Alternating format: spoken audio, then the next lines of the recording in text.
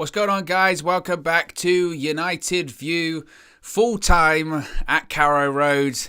Norwich City 0, Manchester United 1. Look, it wasn't pretty. I've just literally downed like a load of water as well. So the first thing I'll do is like burp. But yes, it was not pretty. And it was surprisingly not pretty, to be honest with you. I mean, obviously we just did the match view there, and I was very surprised by that. That was a game that was perfectly in keeping, I suppose, with Manchester United's season so far. You know, didn't play well, didn't really threaten most of the game. Sideways passes, backwards passing, a real lack of quality for simple passes, a real lack of quality when it comes to in the final third, you know, passing the ball behind people, sloppy first touches, panicking on the ball. But then what happens? We get a penalty, moment of madness from the Norwich defender. You can rely on Cristiano Ronaldo to score the goal, which he duly does. And then on top of that, you need David De Gea to bail you out by making 2 or 3 magnificent saves. That's what he does. And that, I mean, you could, you know, pick up Ralph Rangnick and put in Ole Gunnar Solskjaer, and that would have been the exact same thing today. That's what it felt like. I'm not going to go in on Ralph Rangnick. It's the second game or anything like that. It'll be interesting to see what he says.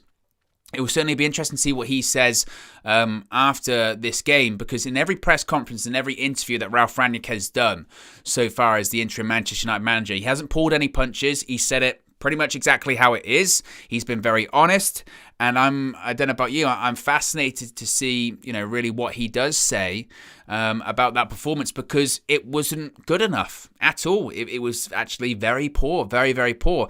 Make no mistake about it. We were holding on. We were holding on that game, and we were sort of, you know, scrambling, and our keeper had to make great saves, and they're bottom of the league. They're bottom of the league, Norwich, and they're a really poor Premier League side. Arguably, they're one of the poorest Premier League sides that's ever competed in this league. I mean, they've got, 2 wins this season, and we struggled past them. And don't get me wrong, I understand it. Carrow Road, December, late night, conditions, all that kind of stuff, but it wasn't good. And I don't think, and I'm not going to be hypocritical here, because in those games when we had Ole Gunnar Solskjaer as the manager, when we had games like this and we didn't play well, you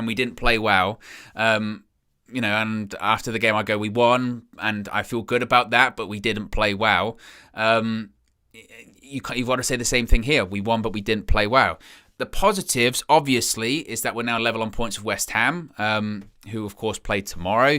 So we're still pushing on. The positive is results, and that's what Ralph Rangnick said in his first press conference. It's what Carrick said before that. It's all about results. It's all about results, and almost irrespective of the performances, I guess it's about results. The issue will be hopefully that performances will hopefully come. And again, I'm really fascinated to see what Ralph Rangnick says today, because maybe, I think, you know, he said after the Palace game, and they asked him lots of these questions about the Palace game and how in the first 30 minutes against Palace we did press and we did show this kind of dynamism moving forward, and it was a bit higher tempo and all that kind of stuff. And he went, you know what, I was pleasantly surprised after that Palace game. So you know what, I was pleasantly surprised. I didn't expect them to be like that. I didn't expect us to latch on that quickly. I didn't expect us to play like that or pick up my ideas that quickly. So you know what, I'm pleasantly surprised with what I saw. It's kind of the reverse today, isn't it? Because he will say, right, that performance today is what I expected against Crystal Palace. I expected to pick up a side that was in turmoil and just hopefully get through the game. It's kind of happened in different ways, you know. But it shows that there's plenty of work to do, no doubt about it. Of course, we have Brentford on Tuesday, and my thing would be is if we play like that against Brentford, we might be in a bit of trouble, because Brentford are a good footballing side, certainly a better footballing side than Norwich, certainly a better side in general than Norwich. And again, you can't overlook that Norwich are a poor side and they're bottom of the league, and they played well. They deserve something out of today. As a United fan, I'm saying they absolutely deserve something out of today, and we got away with one that we didn't maybe necessarily deserve. But when it comes to the penalty decision as well, if I'm Dean Smith or I'm a Norwich fan, I'd be pulling my hair out. I'd be absolutely pulling my hair out. It is a moment of madness. United were not threatening At all. We really were not. We had some opportunities in the first half. Tellers clipped the bar. Ronaldo he was through on goal, but he cut back a couple of times, half chance. We were not threatening, and we certainly were not threatening in the second half. So for that to have the Norwich defender pull down Ronaldo by the neck, it's a clear penalty. It's a clear penalty, and you can't give someone like Ronaldo that opportunity. I mean, Ronaldo, to be honest, was not very well in terms of playing very well at all today, but you still can't give him an opportunity to score a penalty because he'll score it. Even on his worst day, he'll score that penalty, and we get away with one. We get away with one because Norwich deserve better than that, and they deserve more out of the game. But we'll take it. We'll absolutely take it. Again, the hope will be that Ralph Rangnick comes out after the game. I can see Harry Maguire's talking to the media now. No, I'll save my words. I don't want to go in too much on Harry Maguire because it's a victory, but I bet he doesn't want to be there now when he does that interview. So that's all I'll say. But there's plenty of work to do for Ralph Rangnick. Absolutely plenty of work to do for Ralph Rangnick. I think he'll be looking at this and being like, okay, there is work to do. I thought it was going to be very straightforward and simple after seeing positive signs against Palace, but there's plenty of work to do. Let's go through players. Let's go from. There you go. It's an interesting. Bradley says, "I personally can't be negative. Let's be positive and look to a better future." I agree, Bradley. I do. I mean, it's not, and I don't mean to come across as negative. I just don't think you can come out of that game and be like, because after the Palace one, people were saying, well, if we can implement this philosophy, then maybe we'll be doing things this season. If we play to that standard still, we'll be in a similar situation to what we were under Ole Gunnar Solskjaer. Make no mistake about it. So positives, obviously, is that we won the game. De Gea, once again, playing well. Another positive is a clean sheet. Of course there are positives. We won the game. But I don't think you can come out of that performance, or certainly Ralph Rangnick isn't going to be coming out of that performance being like, brilliant. We've got tons of momentum. He's going to be like, got away with one. And again, I don't think, I think it's I'm very conscious not to be hypocritical. I'm not very hypocritical because if this was Ole Gunnar Solskjaer and this performance, I would be saying the same thing. I'd be saying we won, but I don't know if that's necessarily a case because of bad habits as well. I don't know if it's a case of bad habits from the Manchester United players. Because it was completely different to what we saw against Crystal Palace for the first 30 minutes. And when we dropped off against Palace, the kind of explanation was really, well, they're not used to the system. They played against Arsenal a couple of days prior, energy, fatigue, all that kind of stuff. Today, what's the excuse? And like we didn't even drop off when it came to the press. The press just wasn't there. And I just, like I said in the match view, I look at that and say, That can't be how Ralph Rangnick wants to play. It can't be. It can't be the way Ralph Rangnick wants to play. So I am fascinated to see what he says. We've got nearly 500 people watching. Less than 100 likes, by the way, guys. Whoa. I'm going to get another phone call from Josh in a second saying, man, pause the stream. Stop it. He's going to, Josh Lasso's going to come back in and say, but, what are you doing, Owen? He's going to have to give me a full-time team talk. He gave me a half-time team talk. He's going to have to give me a full-time team talk about the like situation. We've got to get those numbers up. Dexter, super chat from Dexter. Appreciate. Oh, have you been watching Dexter New Blood as well? Oh, what a series. What a series that is. Dexter's just completely sent me on a tangent. It's great. It's so good. I'm a big Dexter fan as well. First 4 seasons, so good. Then it went downhill. But, back on form with Dexter New Blood. It's so good. But super chat from Dexter says, changes on Tuesday are warranted for Donny and Bailly. Well, obviously, Bailly came on for Lindelof. We don't really know the situation when it comes to Lindelof, if he's ill or he was having some issues breathing. So either way, fingers crossed he's okay. Because I think he did okay today. Bailly made some good blocks when he came on. That's Eric Bailly for you. I've been screaming for him to be playing. He should be, to be honest, he should be lining up with Lindelof and then later Varane. Shouldn't be Harry Maguire. Donny, to be honest, Donny should have come on for Bruno way earlier on in the game. Yeah, because there were Bruno Fernandes today. Objectively, he was poor. He was really poor today. This is an interesting one. Texas says, why did he take off Sancho? He was the best out of the front four. I don't know. I really don't know. I wonder, what do you guys think of that? What do you think about the substitution for Greenwood on for Sancho? I think Greenwood didn't really get integrated in the game that much when he came on. I was really surprised by that because Rashford was having a really poor game. I'm surprised he lasted the full 90 because he was really poor today. And it was just a staple of the Manchester United offense today of, if it wasn't sideways and back, and backwards passing and slow, when we did have, I mentioned it in the match view, sort of positive scenario, shall we say, or promising scenarios, it was a sloppy pass, go out for a throw-in. A sloppy pass goes behind the player. Or can't get the ball out your feet. The ball gets stuck under your feet. Or, fires it to a Norwich player. Or gets dispossessed by a Norwich player. It was just, everything was just really sloppy from a technical perspective today. And I can't really wrap my head around that because the players surely can't be that bad. I mean, even Cristiano Ronaldo was doing it. I mean, Rashford... Every time Rashford had a promising opportunity, he either got caught in about 4 or 5 different minds. Again, passed it behind the player. I'm begging them to do a pass that they actually run onto, a player ahead of the player. Not passing it behind it every time or getting the ball stuck under the feet or anything like that. So when Greenwood was warming up, I was thinking, right, he's going to come on for Rashford. He has to come on for Marcus Rashford. And he didn't. And I was shocked by that. I really was. I mean, Ronaldo, even on his worst day, you don't take him off. It's Cristiano Ronaldo. But why and how Rashford stayed on the pitch for the full 90, I don't really understand. I thought Sancho was bright. I thought the Maguire chance in the first half, which is a half chance at best, comes from a Sancho cross. I think he looked lively.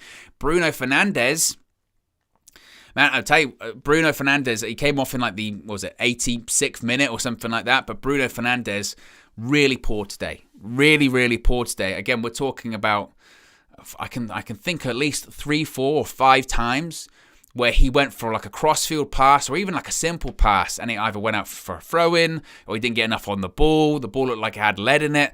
It was crazy. It was really surprising from him.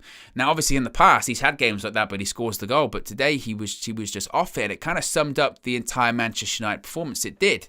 But again, we come out of it with a win that we'll take. But we have to play better. We have to play better. And I think if you're Donny van der Beek as well. If you're Donny van der Beek, I mentioned this on the match view too. If you're Donny van der Beek and you were hoping that, okay, Ollie, for whatever reason, didn't rate me, and that's fine. People have their opinions. I was going to leave. Ollie left. Maybe I'll get another chance with Rangnick in charge. If you've seen Bruno Fernandes put in that performance for 86, 87 minutes, you must be sitting there and be like, maybe I'm not as good as Bruno Fernandes, but I could be better than him today. Because we're talking about 5-yard passes that he couldn't do. Or we're talking about, crossfield passes that he couldn't pull off, or again, getting the ball stuck under his feet. He must be sitting there pulling his hair out saying, I know I can offer more than that. I know I can offer more. If he's just being forced to be, it's got to be, Donny's got to be a number 10. So it was surprising. It was surprising. Again, I was really surprised because going into this game, I mentioned it in the preview and I mentioned it before the stream started, saying that today's a really good opportunity for United to put down a marker, 3-0, 4-0, whatever that may be. We didn't see it. But ultimately, what's the most important thing? Results. That's the most important thing, and we'll take it. Man of the match, obviously, is David De Gea. There's no doubt about it. De Gea making just unbelievable saves. Because he's an unbelievable goalkeeper. I still find it funny. I mean, and you do wonder when you see some of these comments if the people are actually saying them or if they're trolls or they want to get a reaction or whatever. But after Ralf Rangnick, he was asked about the goalkeeping situation on Friday in the press conference. He was asked about the goalkeeping situation. We've got 5 goalkeepers, which is ridiculous. We've got way too many. And he was asked, what's the situation with the goalkeepers? And he said, well, we've got a lot of goalkeepers. We are in 3 competitions, so we'll probably need 3 goalkeepers. For the others, it might be a case of talking to a couple of them and sorting out a loan move. But he singled out as well that David De Gea was the number 1 goalkeeper. And today's the reason why. If we don't have David De Gea in goal, we don't win that game. And again, that's not a slight or a slant on Dean Henderson. I'm sure Dean Henderson might have made a couple of saves today, but he doesn't make all of those saves. David De Gea makes every single one of those saves, especially the one that was right after the goal, the header that was going bottom corner. It's a world-class save in a pressure moment. That's what David De Gea does. He wins you points. He absolutely wins you points. And I was like many people, and I used to play in goal. And traditionally, or most of the time with goalkeepers, it's like they're like any player. They come up, but once they're on the way down, they don't really tend to come back. We haven't really seen that over time. And De Gea, he was making mistakes the last couple of years, and I thought maybe he's on the way down. Maybe he is over, and he's on a big contract at Manchester United, one of the biggest. Maybe he's not worth it. You can't look at David De Gea's performances this season and tell me that De Gea's not back at his best, which is crazy when you think about how bad our defensive record is. The fact that we've conceded so many goals this season, and this is only like our 4th clean sheet or something like that this season, and that De Gea's arguably our player of the season, speaks volumes to issues that Manchester United have. But that's why he's there, because he is unbelievable, absolutely unbelievable. So I think he's easily man of the match, David De Gea. And anyone that thinks otherwise, I would be willing to debate it, because there was not a United player certainly on the pitch that was not better than David De Gea. But again, I think whilst we can be happy with the result, I think also we still do need to be aware that this is Norwich and they're bottom of the table, and the fact that we scraped by them is a massive problem, massive problem. And it also as well, I think I'm kind of a bit lost for words in that we didn't press at all today, like at all. We didn't, usually even against Palace there was a 30-minute press and it was intense and we dropped off. We just didn't see a press today, but we still played the 4-2-2-2. So it was, yeah, it was very confusing. Let's see if we can get up a couple of quotes, because obviously the Man United player's been talking to the media. Harry Maguire's been talking as well. So this is what Harry Maguire said. And every time Harry Maguire does an interview, it must be said, I have to kind of, so brace yourselves. So on Victor Lindelof, Harry Maguire said, he seemed fine in there, the dressing room. He just had a little bit of discomfort, so that's good news to hear that Lindelof is okay, he's fine. He also said, when you're playing every week, some performances aren't When you're playing every week, some performances aren't going to be at the highest level. We want to reach a level where every performance is high intensity. For sure, we need to play better than that if you want to achieve what we want to achieve. That's very defeatist, Harry. It's very defeatist to say when you're playing every week, some performances aren't going to be at the highest level. I get it. Some weeks are going to have bad weeks, but it doesn't mean to write it off. It doesn't make that acceptable today. It does not make that acceptable today. He says, quote, the most important thing was the 3 points. I agree. He said it was tough conditions. Oh, come on. It's not moaning about conditions. It was raining. It was raining. Like, tough conditions. You got to play a World Cup in Qatar. I know it's in the winter next year, but that's tough conditions. He said they put us under pressure. They were aggressive. If we keep a clean sheet, you've got a great chance of winning. No shit. So honestly, some of these quotes, the most important thing is the 3 points. That's what we've been saying. But you've got to address that performance was not good enough. It wasn't. He said that also, quote, in the last 10 or 15 minutes, we didn't look after the ball well enough. You see the top teams do it. They don't play well every week, but they still get the result. Okay. I mean, just already trying to justify playing bad. Already trying to justify playing badly. The big teams don't play well every week, but they still get a result. So we're still a big team, right? We're still a big team, because all the other teams, it's not about Man City, it's not about Liverpool, it's not about Chelsea. Focus on yourself. Just because maybe Chelsea don't have a good game every week doesn't mean Manchester United aren't allowed to have a good game every week. You can't play like that and go, well, sometimes, every big team doesn't play well. I'm pretty sure if Manchester City play Norwich at Carrow Road, they'll probably be on 5-0. Liverpool always do. When they play Norwich City, they always batter them 4 or 5-0. Chelsea the same. So I don't like my captain coming out after the game and going, well, not every big team plays well all the time. Ah, come on. It's just silly. Such a silly thing to say. Big teams don't play well, but they get the win. He also said, quote, "We've been disappointed with our defensive record this year. We know we need to do better. David De Gea did great today." Oh yeah, I mean, if it wasn't for De Gea, the defensive record wouldn't be much better. Like, let's be honest here, right? You know, we didn't keep a clean sheet because United played amazingly well defensively. Oh, De Gea, it should be, if I'm a centre-back, what I would be hoping is that I come out after the game and going, we played really well defensively, David De Gea didn't have to make a single save.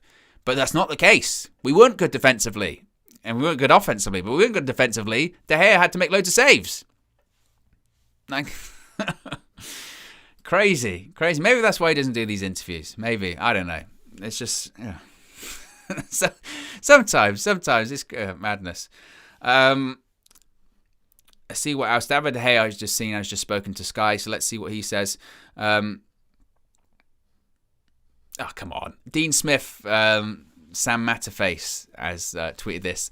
Dean Smith has said, quote, "It was a typical Manchester United penalty." Oh, do me a favour. It's a penalty. It's a penalty. And that's not a thing like, oh, Manchester United will only get that penalties. Loads of teams will get that penalty. Maybe all the big teams will get that penalty. Put it this way, if Harry Maguire had done the same thing, and Harry Maguire wrestles people a lot, if Harry Maguire had pulled down Timo Pukki like that in the back of the referee would have given it. VAR. Like, oh, it's not that whole idea. You should be more angry at your defender. He grabs Ronaldo by the back of the shirt. It's a penalty. Just ridiculous. Gary Neville said after the game, quote, "Against any other team in the league, they would have caused real problems." Absolutely. If anything, you could argue we were fortunate. We were fortunate that we were playing Norwich today, to be honest. You know, we were, because if we were playing, and we've said that quite a few times this season as well, haven't we? If we were playing, a high quality side, we would be punished. So let's just hope that was, a one-off, if you will. Let's hope that was something really atypical of Ralph Rangnick, and let's hope when we do play those big sides, but we're playing those big sides in March, let's hope that we play better than that, because he also said as well, Dean Smith, we've gone toe-to-toe with one of the big guns and a dubious penalty won. It's not dubious. This is always my thing with penalties, and I say it to opposition fans, I say it to Man United fans, I think it myself when it comes to penalties. When I look at it, and when it goes against us or for us, I go, if I was the opposition team, would I want that penalty? So that's always the thing. If Man United concede a penalty, I look at that and I go, if it was us, would I say that's a penalty? That's how I judge it. And there is no way, you can't tell me that Dean Smith would look at that in the Norwich box and he wouldn't be claiming that's a penalty. He would. He 100% would. So he can't say it's a Man United thing. He can't. Because he would be claiming the same penalty. It's just, he wants to build something. He wants to build something up, doesn't he? He wants to get going a bit of an agenda, all that kind of stuff. He wants to get, the system's against us, all that kind of stuff. It just get over it, Dean. Get over it, Dean. But look, again, I'm trying my best not to be super negative. It's a win. We're level on points with West Ham. The aim for Ralph Rangnick obviously will be top 4, but we need to play better. I'm waiting for Ralph to come out and do his interview because I'm fascinated to see what he will say about that. I'm hoping that we haven't heard anything for a while because he's just going in on some of these players, being like, that was awful, that was terrible, because it wasn't a good performance and we did get away with one. But we'll as I mentioned, we'll take it. I'm just trying to think of some other performances today as well. So Fred, let's talk about Fred. I think Fred actually played relatively well again today. When he did win the ball back, I think his passing, usually part of the problem with Fred is his passing, but I thought his forward passes were actually all right. It must be said. What did you make of Fred's performance today? How would you rate Fred's performance, let's say, out of 10? And I've seen a lot of people talking about McTominay, not being suited to this system, and I don't necessarily disagree. I think at the moment, in that position of how Rangnick wants to play, of having 2 6s, who would you have? It's the case of getting in someone from Leipzig, the other player from Leipzig that he wants, isn't it? Or the case of getting in another box-to-box midfielder, because I think if they do get that in, I think that's maybe where Scott McTominay might have a bit of an issue, because Fred ain't dropping out the side at the moment. He's not. For this system, he fits perfectly. Whereas Scott McTominay, that might be a bit of a difference there. I think McTominay was a bit. I mean, it was okay. I can't believe he didn't get booked, by the way, as well. I really can't believe he didn't get booked. But they're suited. They're absolutely suited to this system. There's no doubt about it. Super chat from Caramore says, Dean Smith should worry about why his team doesn't play like that every week. Well, exactly. He's talking about dubious penalties. It is a penalty. My biggest frustration, if I was Dean Smith, would be like, man, actually, we at times dominated Manchester United, and we should have got more out of that game, and we didn't. Why didn't we? Part of the problem with Norwich this season, hasn't it, is that they just don't have any end product. If they had some end product, they'd have probably got at least a point today, at least.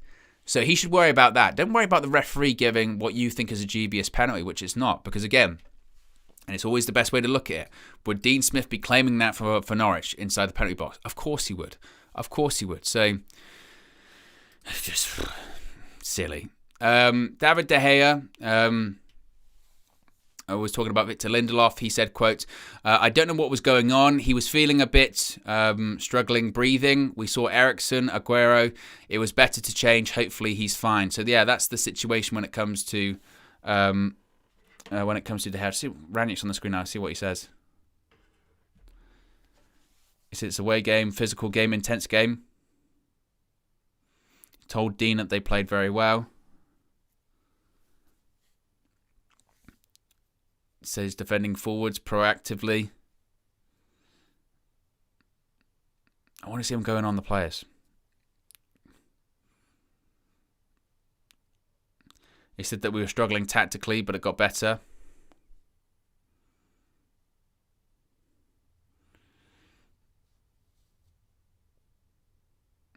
He says it's De Gea. He said it was De Gea that ensured there was a clean sheet. I mentioned that there was tactical struggles for United. He's talking about the United didn't have intensity, physicality, or body language, or pressing. So he's not exactly lying. He's saying that it just wasn't there.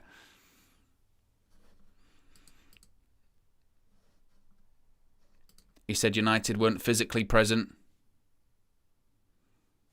and we didn't have good body language. Well, I don't disagree. I mean, again, he's gonna be relatively honest, but again, I would hope that when he comes out, he's going to be really, well, when he talks to the players, he's going to be really, you got to be real in this situation. And we weren't good enough today, and I hope, and maybe this is the difference, right? Maybe this is difference, and I am reaching a bit here, it must be said, but maybe this is the difference. Maybe under the previous regime, you get a result like that and you just say, yeah, we weren't good enough today, but that's good. It shows character. Manchester United, all that kind of stuff.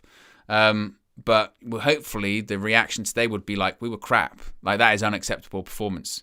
It's, they're bottom of the league. I know people say I didn't count for anything, but they're bottom of the league. We need to be better than that. Hopefully that's what Manchester United and Ralph Rangnick say to the players. Whether or not, Stu Sturdy says, no game in the Premier League is easy. Well, this is the thing, Stu. Like, I know lots of people say that, but it's kind of not true. It's not true. We've seen games over the last 2 or 3 years in the Premier League that have been 8-0 and 9-0.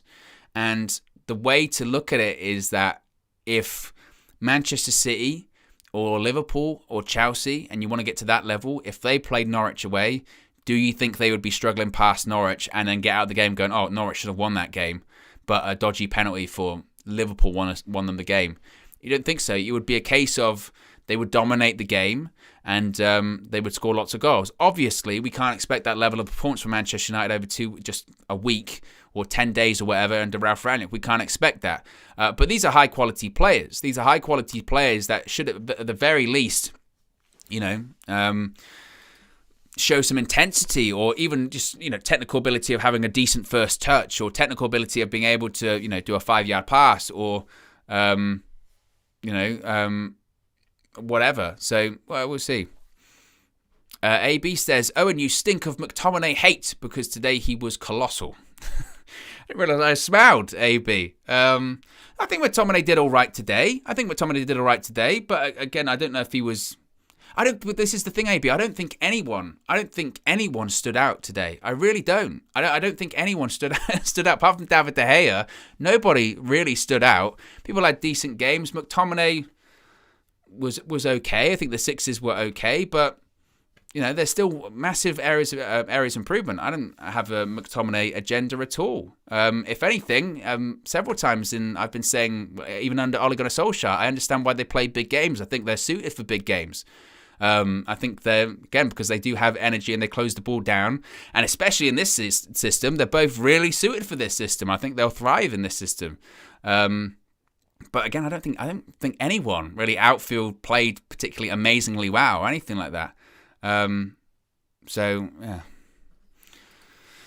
Marcelino says, I disagree. Man City had a training session with us. Oh, yeah, they battered us. Yeah.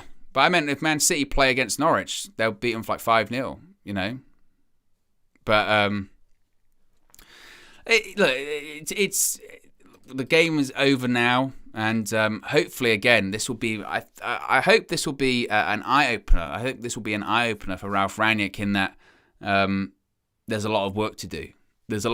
And as I mentioned, I think after that Crystal Palace game, he mentioned that he was positively surprised. He was like, "Oh, it's actually I didn't think we were going to be that good, and we were that good." I think today he'll be like, "Okay, that's the work to do." And that'll be the frustrating thing, because I'm sure he would have been working on that for the last week or so. I want you to be pressing. I want you to show this, that, and the other. And we just didn't today. We just didn't. So hopefully, the next game we have, of course, is against Brentford on Tuesday. So hopefully, by the time that comes around, hopefully they'll have a rocket up their ass and they'll play a little bit better or show a little bit more intensity, because we can't play like that against Brentford. If we play like that against Brentford, we might be in a bit of trouble. But as today goes, we get the win, and that's all that matters at the moment. As we've mentioned time and time again, at the moment, it's all about results. Otherwise, we'll be in massive trouble. So as long as we get the results at the moment, we'll take it. It is going to take a lot of time to implement his philosophy and his style, more time than we thought, but we'll take it. So, guys, we'll wrap it up there. Be sure to smash a like on the video. Be sure to subscribe, bottom right-hand corner. Obviously, Flex was at the game today, so they're just highlighting now, by the way, this United's poor possession, which is what I was saying. Just so poor passes, like really sloppy. But anyway, guys, as I mentioned, we'll wrap it up there. Be sure to smash a like on the like button. We've still got over 450 people watching. Just over 200 likes. Got to get those numbers up. As they mentioned, rookie numbers. I'll start beating my chest like Matthew McConaughey in Wolf of Wall Street. It's different. But yeah, be sure to subscribe, bottom right-hand corner. Be sure to smash a like on the like button. As I mentioned, Flex is at Carrow Road today, obviously, so he's going to be speaking to the travelling fans, the best travelling fans in the world, by the way, Manchester United fans. Had a great voice there in East Anglia today, so he's going to be talking to them later on, so we've got the fan views are going to be coming up, so be sure to subscribe so you won't miss when they come up, of course, and you'll hear Flex's view as well. Tomorrow, as I mentioned, the full view is back, so tomorrow evening, the full view will be back. So I know a lot of people have been saying they really want to see that back. So the panel is going to be back tomorrow, and it's a very exciting one. So there's lots to talk about, especially after Rangnick's first couple of games. Plenty of stuff to get into going forward. So I'm very excited about that. But as I mentioned, guys, have a good Saturday evening. Manchester United get the 3 points and on to the game against Brentford. Speak to you again very soon.